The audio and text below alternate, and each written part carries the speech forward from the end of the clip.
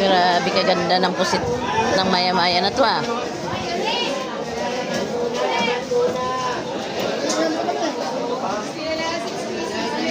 Yan na ang sinasabi. Ulpak. Ito dilis.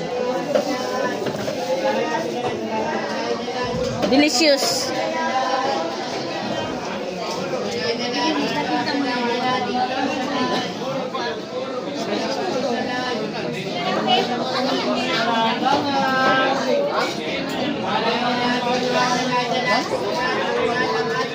Yan na lang, ma'am.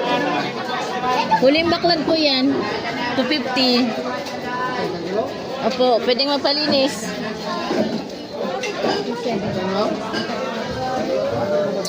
Anong hanap nyo? Pwede sa tatlong slice yan. Ilang kilo po?